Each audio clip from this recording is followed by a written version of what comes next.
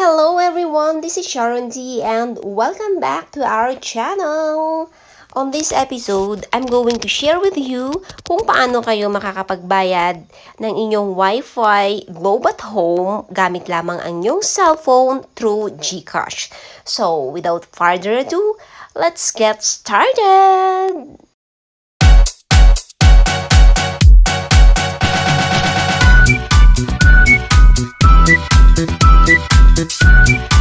First thing, you need to have the GCash application and of course, dapat nakapag-register na kayo.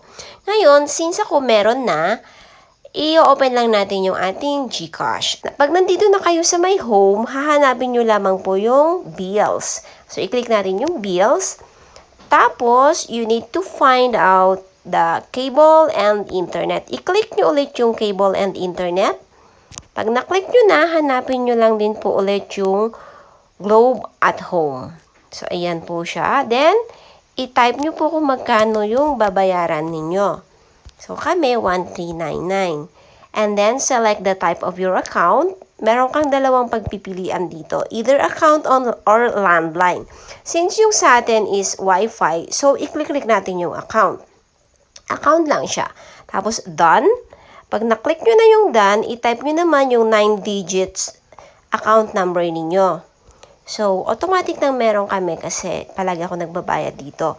And, you need to type your email address para dito nila isend yung inyong receipt. So, type lang na. Dapat existing yung inyong email para ma-receive nyo yung receipt. Just in case na magkaroon sila ng problema, at least meron kayong ipapakita sa kanila na nakapagbayad na kayo ng inyong Wi-Fi for this month.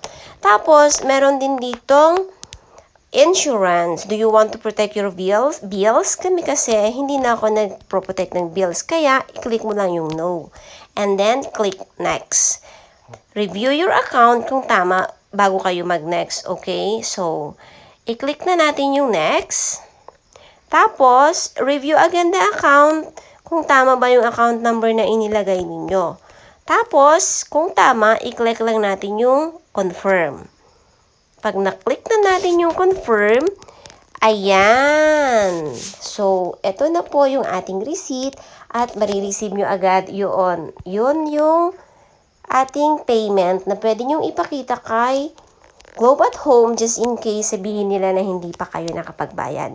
So, I hope na nakatulong tong video na to kung paano makapagbayad ng mas mabilisang pagbabayad ng inyong Wi-Fi payment every month. So, once again, this is Sharon D and thank you for watching. See you on our next video. Bye-bye!